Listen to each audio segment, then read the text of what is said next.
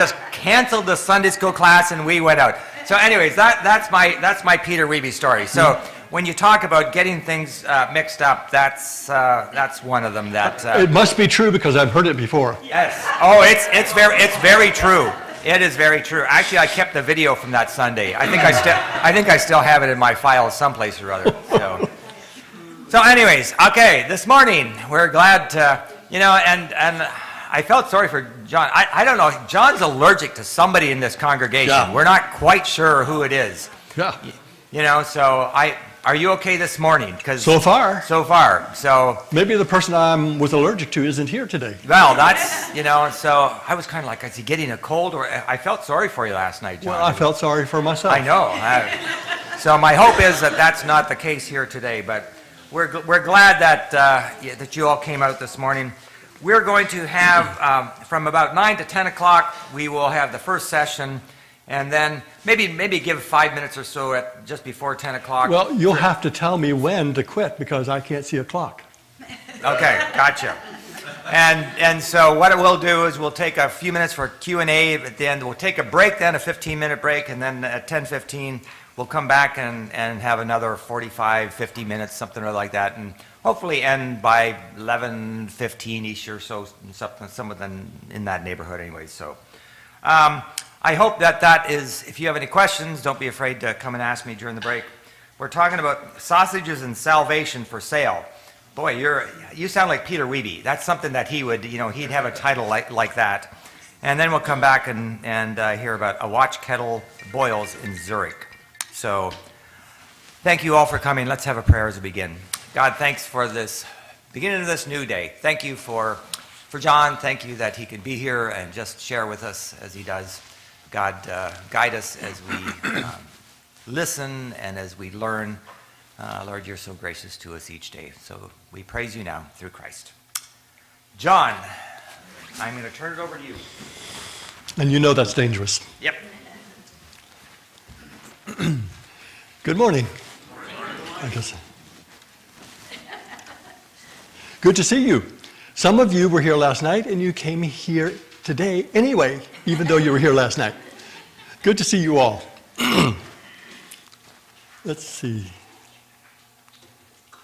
Can I go back to the title slide? I don't know why, but it doesn't want to start on your title slide. Okay, well, you know the title. You haven't seen it. Sausage and salvation for sale. What am I talking about? Well, I'll tell the story. How many of you were in Zurich this summer, May 29? JB was there with me.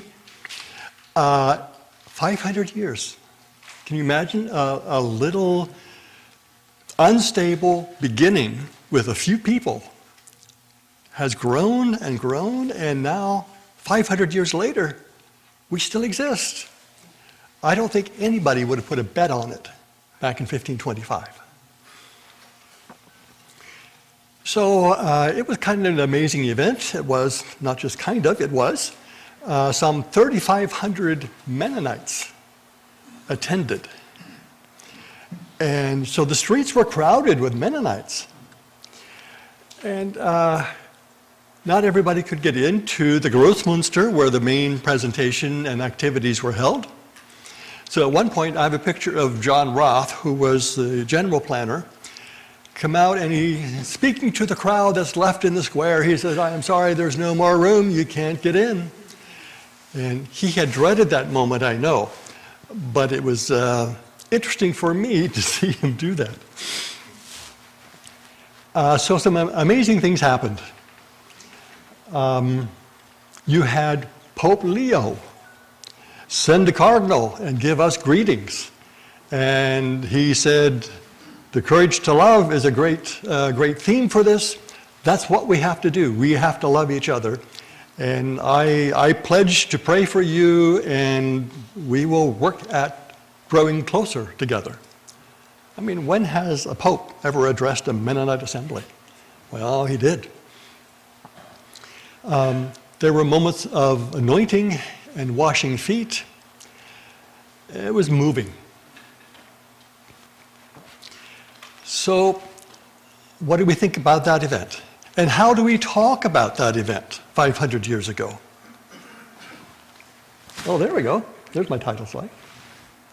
Well, no, it isn't. The birth of Anabaptism, as you know now, January 21, 1525 is where the first baptism, at least the first known baptism that produced Anabaptists, was held in Zurich.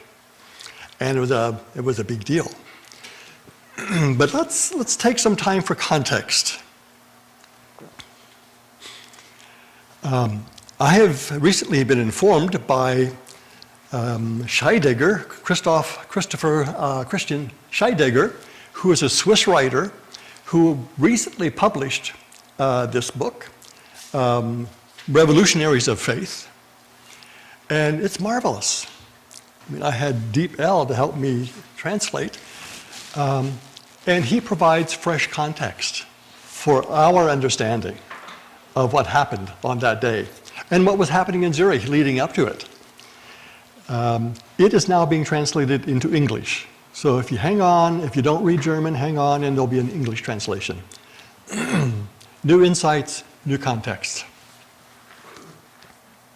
Oh, and the bottom left is Peter Schmidt, friend of ours who lives in Barrettsville, and he gave me this book thinking I should have it, and I'm glad he did. A second text also informs my comments. Radicals and Reformers by Troy Osborne. This book, Radicals and Reformers, is to replace C.J. Dick's Introduction to Mennonite History, which has been around for hundreds of years, for a long time, and really needed updated. So they charged Troy to do it, and it took a very long time. So it's a concise history, if you can think about it in that way, because he tells the story over 5 centuries, 5 continents, and 500 years. It's an amazing accomplishment.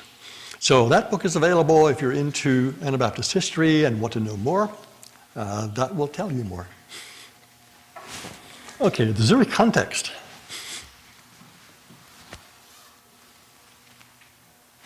Could you put a screen back there so I could read it?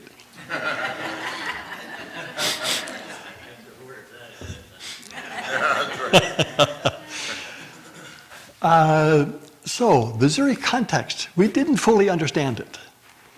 And Scheidegger helps us, as does Troy Osborne. It was an intensely religious city before the Reformation, as you see there. Of 5,000 to 6,000 people, 10% were priests or some kind of church order. And so it was inundated with church bureaucrats, I'll say.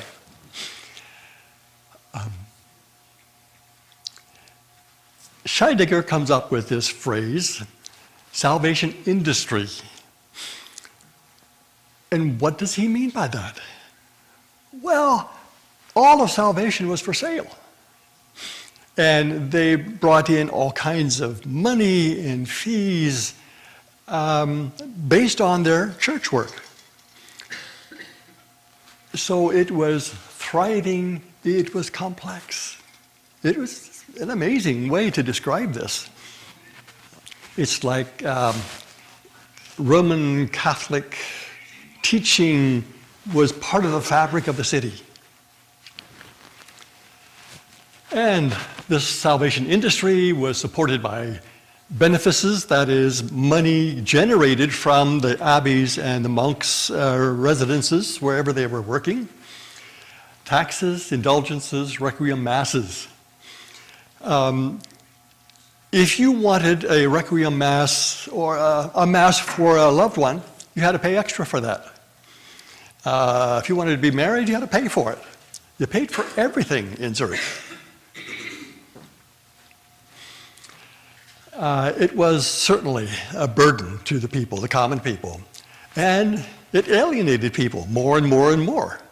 As people got poorer, they resented even more all of this taxing.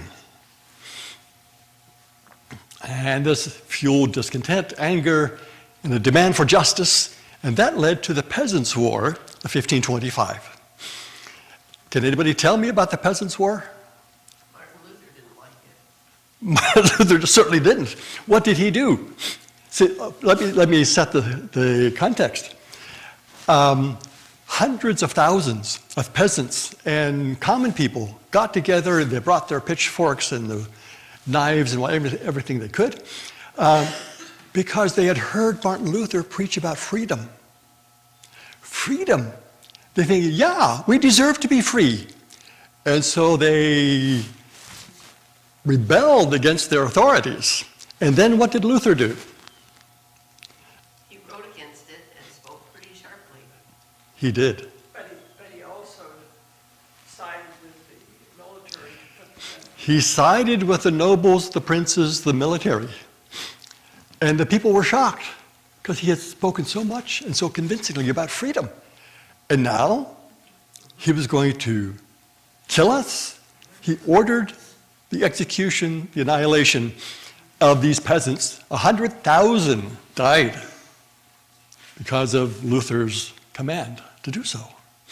See, for Martin Luther, there was no such thing, of course, as a separation of church and state. For him, it was bodily enforced in his mind by thinking of it as the right hand of God and the left hand of God. The left hand of God was the state, the right hand was the church. And so for him, there was no separating the two. And so if you rebelled against God, if you rebelled against the authorities, then you deserve to be punished. It's a use of, in fact, I just responded to somebody who was talking about how bad we all are for opposing ICE and any other injustice. And then he quoted Romans 13, 1 to 8. And he said, that's clear. See, you're rebelling against God.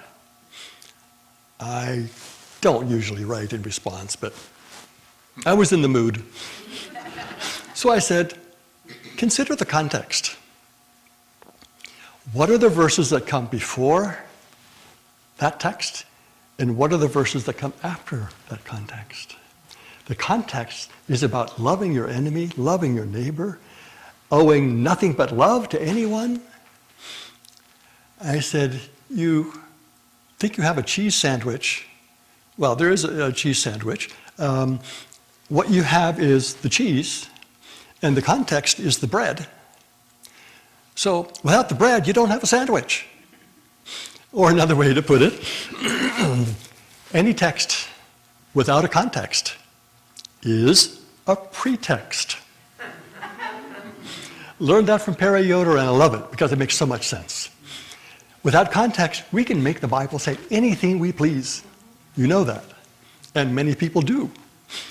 But we can't pull verses out of its context and interpret them according to our own opinions. So when that happens, we become the authors. We pour our meaning into the text. So instead of exegesis, that is, you know what exegesis is. You've been in seminary, some others have you too. Exegesis is drawing meaning out of the text. Eisegesis is pouring our meaning into the text. So when you use eisegesis, you become the authors, and you can choose any verse in the Bible that you want and make a case for it. I think we'd be so much better off in the Mennonite world if the previous generations would have studied inductive Bible study. They would have learned about context. I attribute Perry Yoder, Old Testament teacher at Bethel College and then the seminary in Elkhart, for that quote. Any text without a context is a pretext.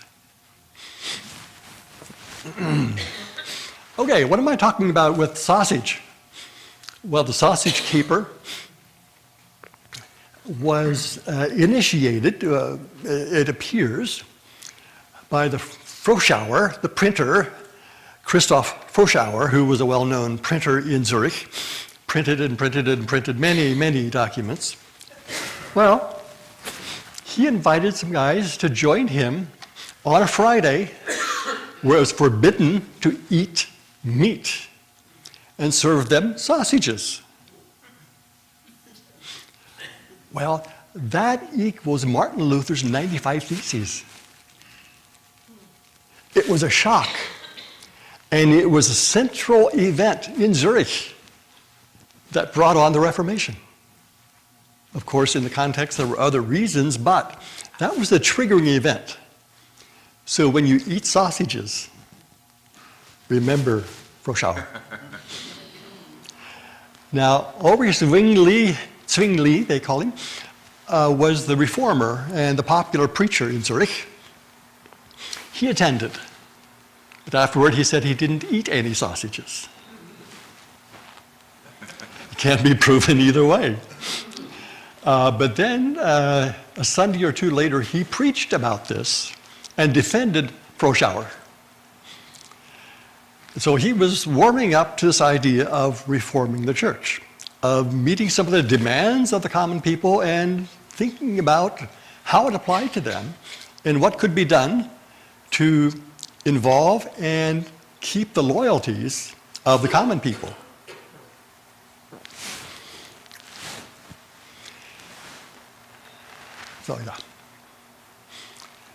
So this grassroots protests led to the first debate, January 29, 1523, where some 600 people surrounding Zurich and in Zurich attended. They met in the city hall, and they had this debate. At this debate, it's important because they decided to support Zwingli's 76 Theses, his protest against the church, the Catholic Church, and they decided that the lectionary, the Catholic system would not determine what they preached. Their reform would be based on the gospel. And biblical preaching would be the basis for their going forward. This is regarded as the founding event of the Swiss Reformed Church. So here is where the Zurich Church separated itself from its Catholic overlords. They became independent, and Zwingli, as the main interpreter, the main preacher, essentially had a wide open field. And so what he said is how people understood the Bible, the way he taught. But what did he teach? What was he saying? Can I ask you a question? Yes. So you said biblical teaching was the basis of reform. Yes. What would have been the Catholic version of preaching then? What was the counter? What were they responding to? Okay. Well, you had a system where truth came from the top. Truth came from Rome.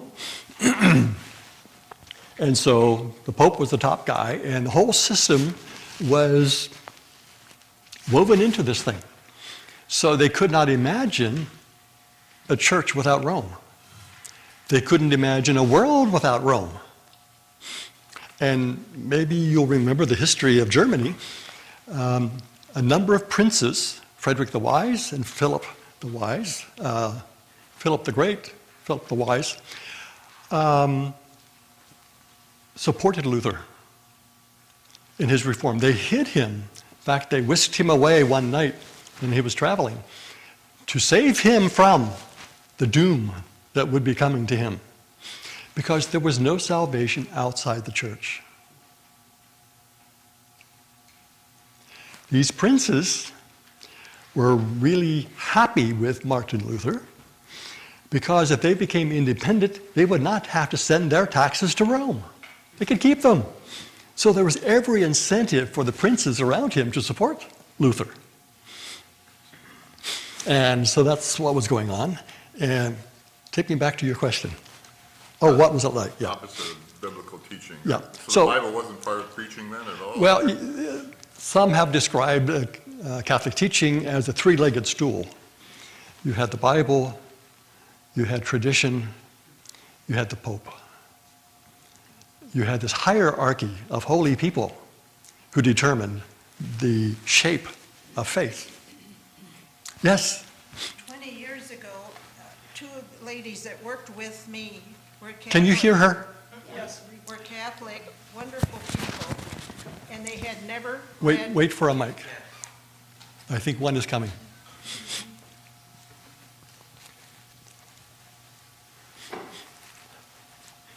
You're Ruth, as I recall. 20 years ago, two ladies I worked with, wonderful ladies, Christians, Catholics, and they had never owned a Bible. I gave them their first Bible they had ever read. There you go. There you go. If your congregation is not reading the Bible, then you take what you hear. Yes. I was just going to say, some of you have met my partner, Dennis, who grew up Catholic, all the way through Catholic school, altar boy, whole 9 yards. When he met me, he was like, I've never read the Bible. They didn't teach us the Bible. We learned our catechism, we learned our interpretation, but the Bible is like a whole new thing for him, because he grew up very Catholic. Yeah, so a couple answers to your question. Pass it down. I'm a baptized Catholic who was confirmed in the church and grew up in Catholic schools right through high school. We heard Bible stories through the Mass. We heard the gospel through the Mass. And we heard stories at school, of course, when we were going through. But the Bible itself was never taught. We knew this, like I said, we knew the stories. And because of the liturgy they did, the same stories came up every year. After a while, you could almost tell. And you absolutely knew during Holy Week all the scriptures that were going to be read because it's the same every year. So it was like a repetition of certain things. But there were other things we never read. So, but that's how it was taught. And it was very regimented and, as you say, dictated from the top. And even the catechism was something that was universal. Everybody studied the same one. So no individual interpretation whatsoever. Okay. Any comments or questions? Well, Careful not to get anti-Catholic. yeah, I know, I was going to say, Oh, we're talking about 500 years ago here. Well, yeah, but Exactly. we're also talking about the Catholic Church Yeah, today. you're right. And how we grew up. And the truth is, a lot of churches do not encourage Bible reading, Catholic, Protestant, whatever, that, you know, there are lots of people that don't own a Bible and still go to church and never crack it open if they do own it. So Okay. I just want us to hesitate about yeah. having a bad attitude about Yeah. encourage Catholicism. Well, And when it comes down to it, they're people like the rest of us. We have neighbors, we have friends, we have relatives, yes. Well, I'll just add one thing. I'm Carolyn Stoll. I serve this church as a parish nurse. Most of them know that. So you know all I the hound them once in a sicknesses while here. about things. You know everybody who's sick and what ails them. But I just want to say, times are changing. I'm part of a group of parish nurses. It's actually called Faith Community Nursing as a specialty in Sarasota and Manatee County. And we have a number of Catholic churches and a number of nurses in those churches. And times are changing. They make most of the visits, and they serve communion. They're asked to serve, they're especially blessed to do that, I think. But they actually do for their Catholic churches, for their members that are in hospitals or nursing homes.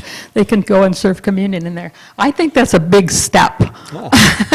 Yeah, Okay. yes, yes.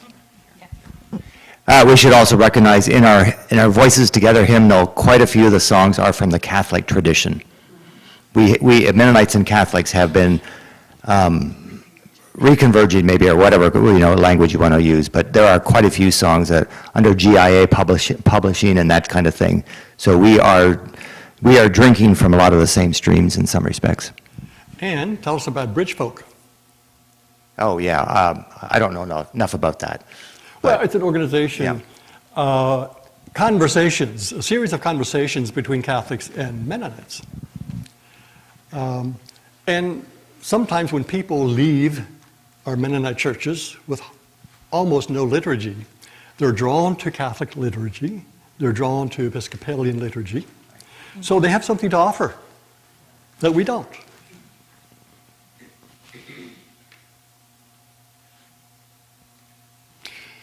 Martin Luther thought, when he translated the Bible into German, that now everybody can read the Bible and we'll all agree on everything.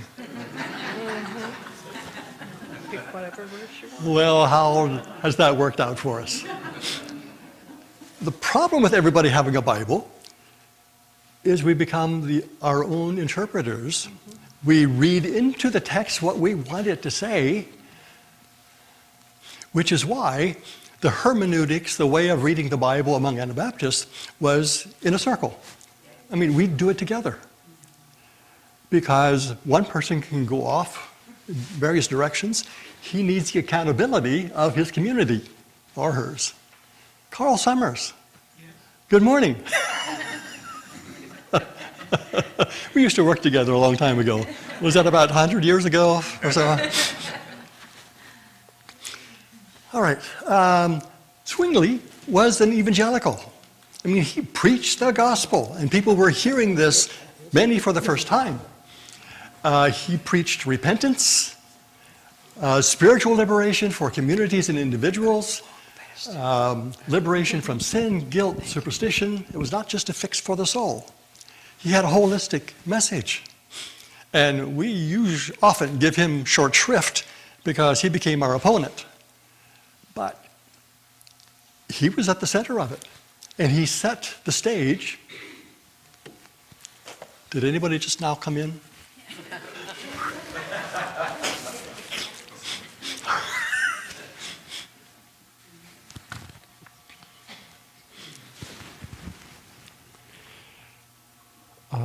And superstition. How many of you have read Frugge, F-U-R-G-G-E? It's a novel. Oh, yes, you talked about it last night. By the way, our histories go way back, although we never met each other. She worked in the archives long before I got there. And I heard your name every day, practically. Well, this is how Sharon did it.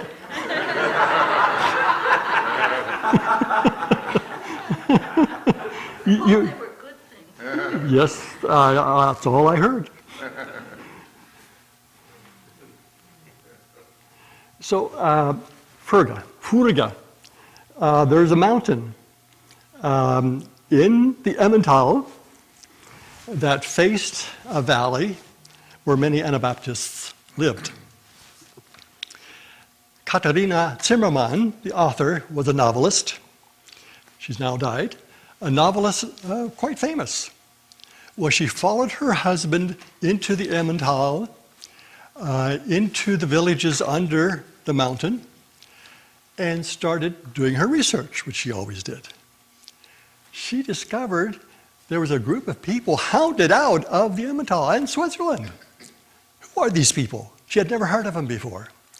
So she began her research and found the story of Anabaptists and wrote about 1690s context when two young people got together.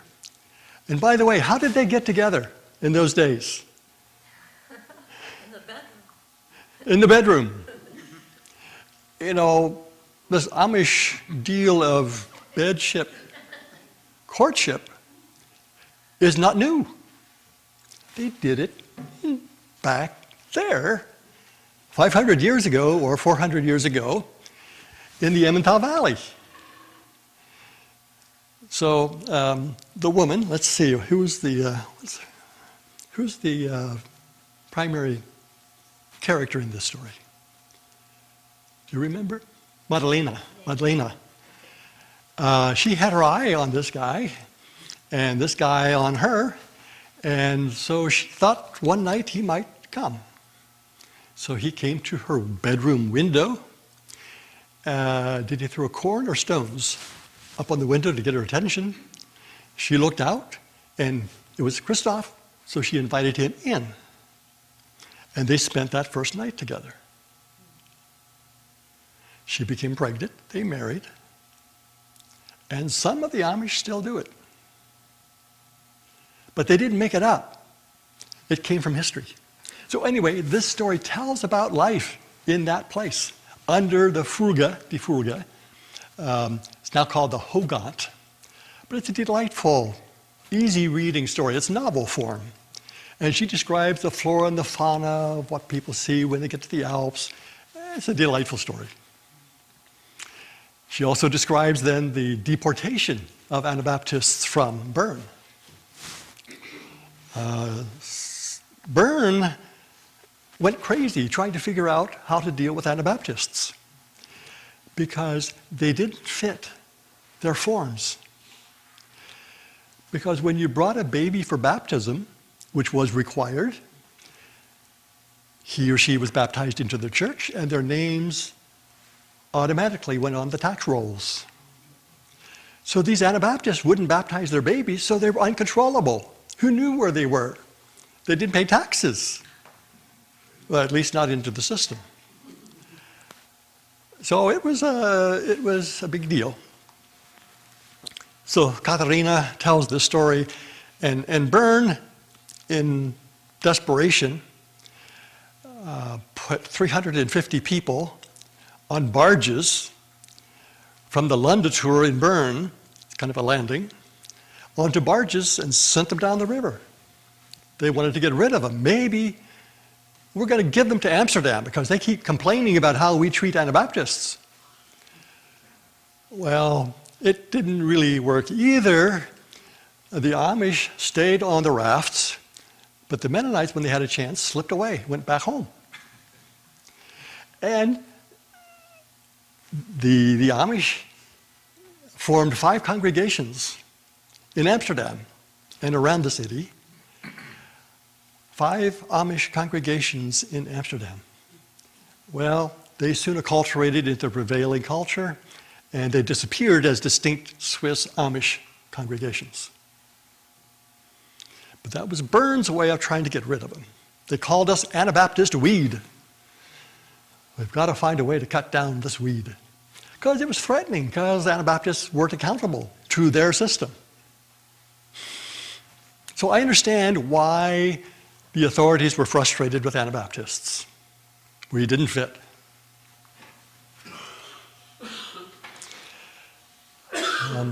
So, social freedom, Zwingli preached social freedom, tax relief, access to hunting, fishing, and grazing, because it was the overlords who had the meadows, who controlled the fishing, who controlled the forests. And the common people weren't allowed to do anything. They couldn't go fishing. They couldn't go hunting in the forests. It was off limits. So Zwingli said, you ought to be free to do this. And there was a strong thread of social justice, which is what I've been talking about. So he believed in this reform. It should be better for the common people, for the butchers, the bakers, and the candlestick makers. His motto came from Matthew 11:28. Come unto me, all ye who labor and are heavy laden, and I will give you rest.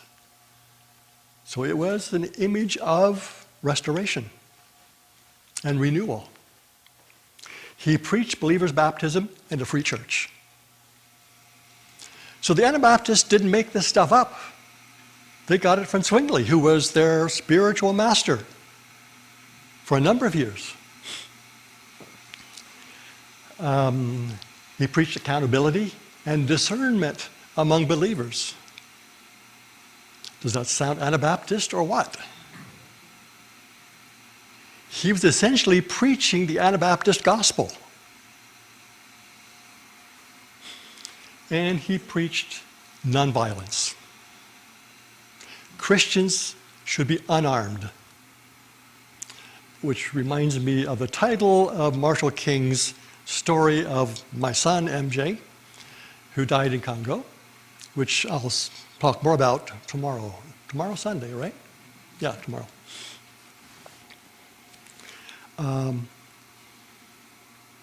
He was killed in an ambush.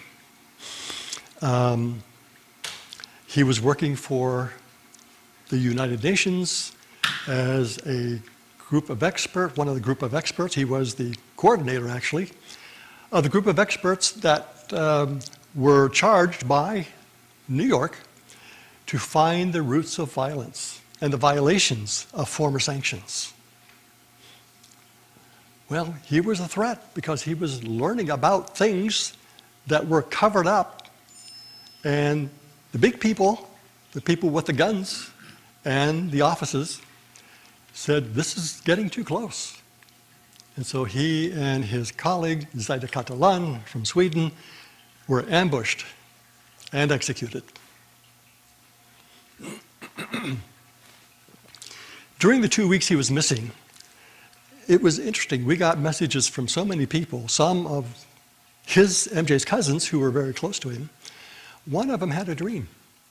She said, I saw MJ talking to his captors. And he's asking, why are you so afraid of us? You have all the guns. Well, there's power beyond guns and violence, as you all know.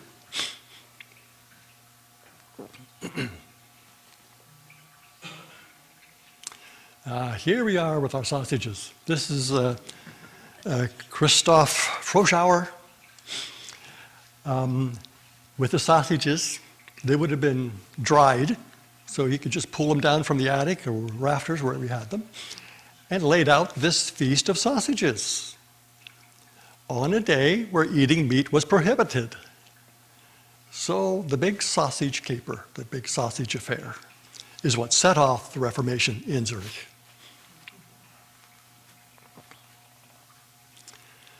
Okay, here's where I try to show everything. But the foundation is Erasmus of Rotterdam, this brilliant priest and scholar who for the first time in hundreds of years translated the Bible, Old and New Testament, from original languages. You know, it was a bit like some people's genealogies. They just pass on the stories that they got from somebody else. Well, he went back to the originals and produced a fantastic translation. Erasmus really is the foundation for the Swiss Reformation. It was his translation that gave Luther the ability then, a good text to translate into German, and gave Zwingli in Zurich the basis for translating his version into the common language of the Swiss, the Froschauer Bible, which the Anabaptists loved. It was reliable. They had been using it. So it was so important to them, and so much of common knowledge. When the Anabaptist hunters found a Froschauer Bible, they knew they had an Anabaptist. So they hid them, buried them in gardens when the police were coming, anything to hide the evidence that they were lovers of the Froschauer. Now, by this time, the Reformed Church in Switzerland had made a new translation. And the Anabaptists looked at it, said, no, this is not reliable. And they cited such reasons. There were many more, but the one I remember is their critique of how the Lord's Prayer was translated. The Froschauer Bible said, let us not be led into temptation. The New Translation said, lead us not into temptation. Why don't we go back to the Froschauer? God doesn't lead us into temptation. Let's do it right. I haven't yet convinced the ministers I know to change because it's already confusing. Do we say sins or trespasses or debts? But I think this is significant. And so the Anabaptists knew the Bible well enough to critique new translations. So Erasmus provided the basis for the Reformation. And of course, you have the printing press. You have Martin Luther nailing his theses. Some say the church door in Wittenberg. It can't be proven, but we know the 95 Theses. So it was a way for these reformers to get their ideas out to the public. I don't think Reformation would have happened without it. It's an important piece of spreading the word and inviting others to join them. It was terrific. Well, and on the upper right corner, it was the peasants who were most unhappy. And in the circle, I have Orie Zwingli's statue, and you see what he has in his hands: the Bible and a sword. Anabaptists said, no, they don't belong together. We've got to take them apart. And around him was a group of students. You have Kleiner Grebel, upper left, Felix Munz on the upper right, and under Grebel is Georg Blaurock. They were a part of the inner circle that did Bible study with Zwingli under his direction. And they caught the vision. And they said, we like this. And then I have, well, the City Hall at the bottom. You have Froschauer to the right of it. I probably have a laser here, don't I? Yeah. Oh, it doesn't really work, does it, on the screen? Yep. So in the circle, you have the printer, Froschauer, who continued the ferment. Well, he started the ferment by serving sausages on Friday, and then printed Erasmus's work and Orie Zwingli. He had a group of other pastors and scholars around him to help translate this Bible into the common language of the Swiss, which the Anabaptists liked so much. City Hall, you see the twin towers of the Grossmünster, the main church in Zurich. And then I have three figures. You have the butcher, the baker, and the candlestick maker. Well, I use that as shorthand, of course, for tradesmen, people who made their products and sold them to the public for their living.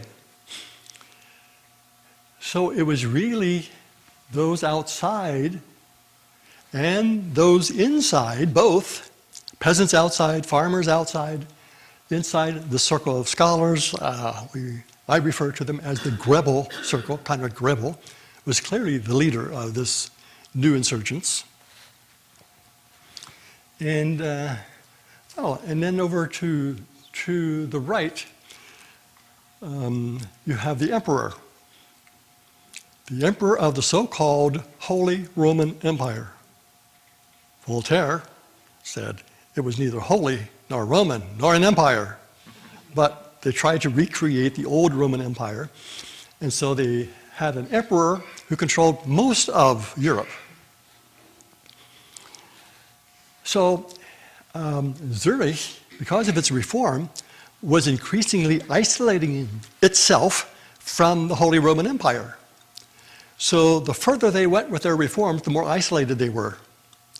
So they knew they were headed for trouble. But they persisted, and they had enough of the Zurich population to support him, that is Zwingli, and the reform went forward. Any questions about this maze of photos, images?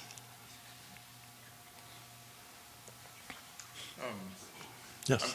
This refers to Zwingli, but also the last screen, you said the believer's baptism was part of his.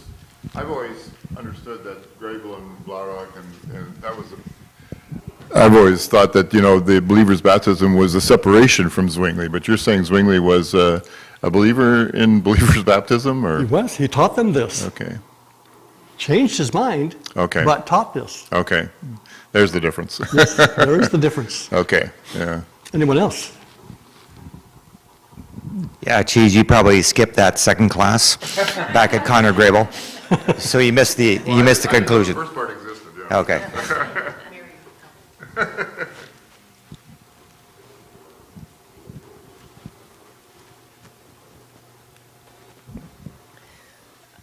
Since I'm not a Mennonite, You're welcome anyway.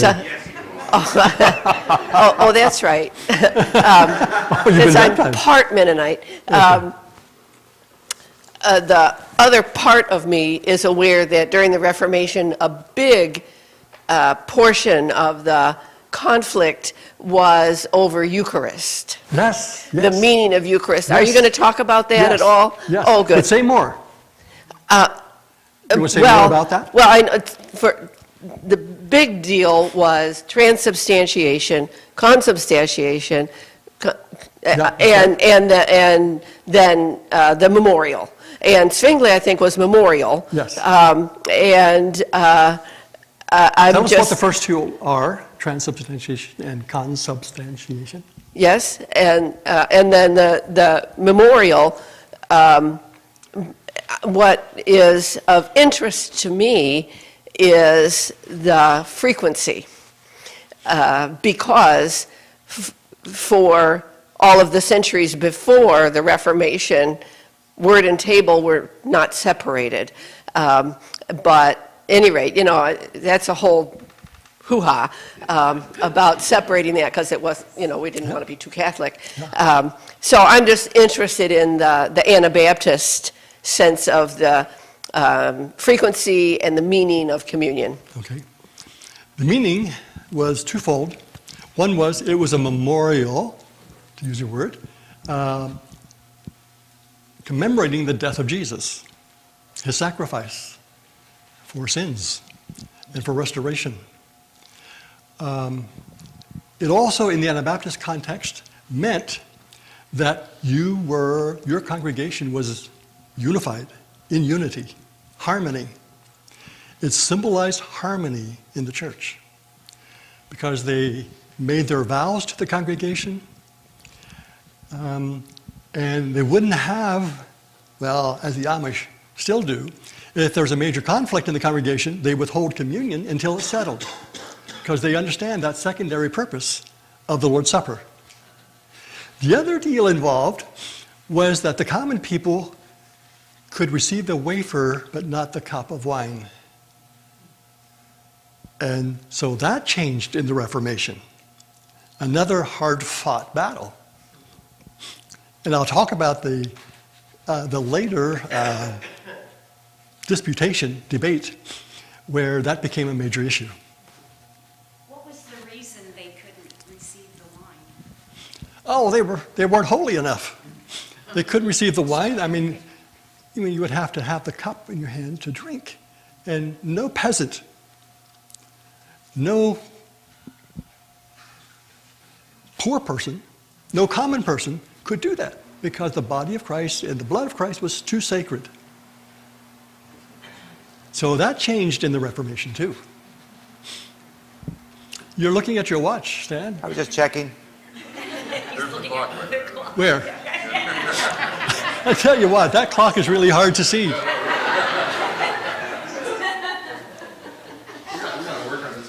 I know. Yeah, he's one of those preachers. He probably went an hour, hour and a half every time he preached. Couple minutes yet, and then we'll take a break. Any other questions before we take a break? If not, let's take a break and then come back. Does that You sound said I had a okay? couple more minutes, didn't you? What's that? Yes. Oh, okay, yes. You can have a, you got a couple minutes. You gotta watch this guy. Yeah.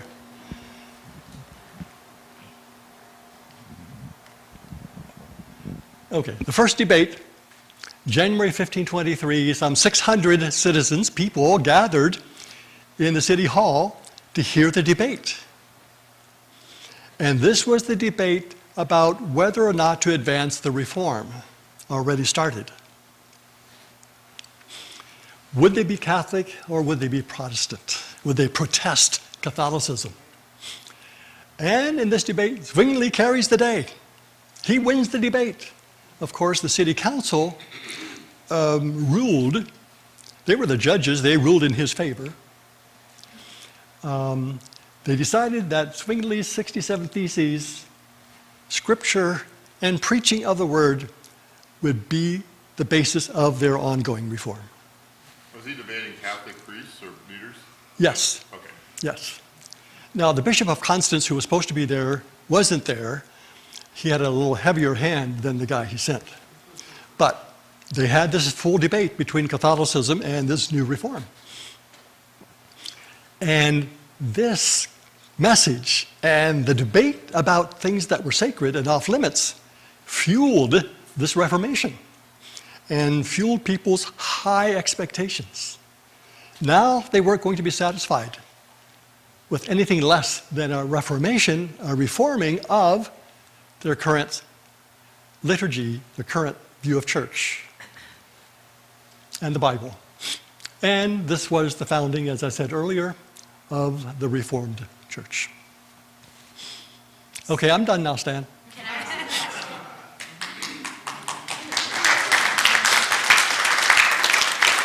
Thank you. There is food there, there's coffee there. Let's take a break and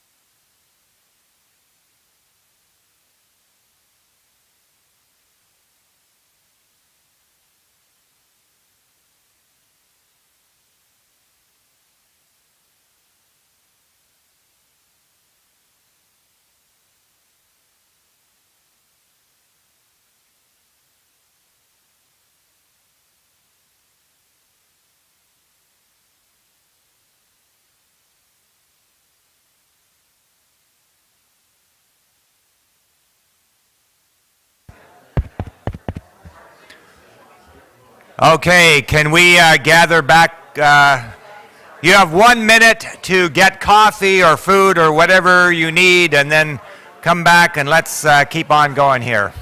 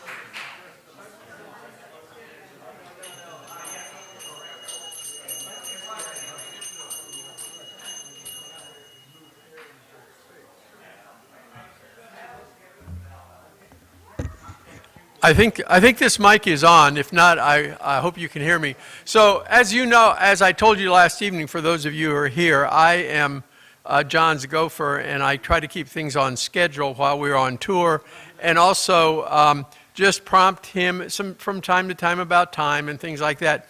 But let me make one suggestion today. We're live streaming. If you've ever watched live streaming, you know how handy it is if somebody is talking and you cannot hear them. Please do not talk without the mic, okay? Can we agree on that? Yes. Okay. And if somebody talks without the mic, John, would you please repeat the question? Yes. Or the comment? I'll try to remember. Thank you very much.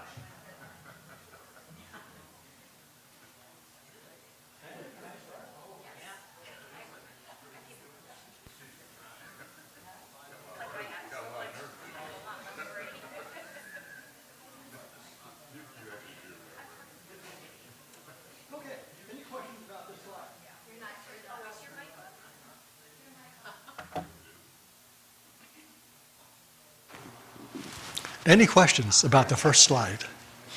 Yes? May I ask the drawing? Question, Mike.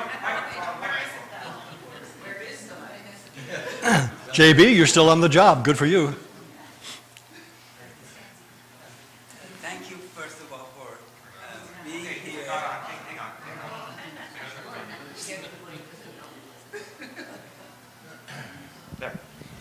Yeah, thank you very much for being here. I confess to my companion that last night was very hard for me to follow, but I feel like it was a test for me to pass in order to benefit today's,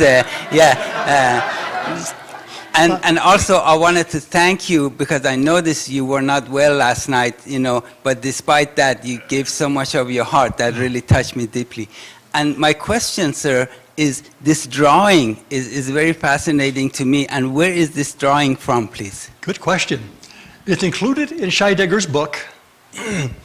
And there was an artist who did a series of ink drawings with watercolored about the Reformation. And Scheidegger has all of these images in his book. So it's a gift. I had seen these but never had them at hand, so I'm really happy for this Swiss artist who did these about 1530. So very early. Yeah, thanks for asking. So when you buy Scheidegger's book, you'll have access to these paintings, these images. And you can buy it in German or English when it comes out. Comments, questions? All right, so let's move on. In October, that fall, there was another debate. And here we are with another drawing. Here, 900 people appeared, and so many they couldn't fit the courthouse, the town hall, so they went to the church, the Grossmünster. And if you've been there, you can recognize the pillars. So here, not everybody was content with that first debate and its conclusions. So this was called to deal with that dissension. And they spoke about, and they pushed for village and church autonomy. They didn't want to be ruled from the top. They wanted to be congregational, and they wanted to choose their own pastors. And that just wasn't done. So the people were demanding some things that they weren't seeing.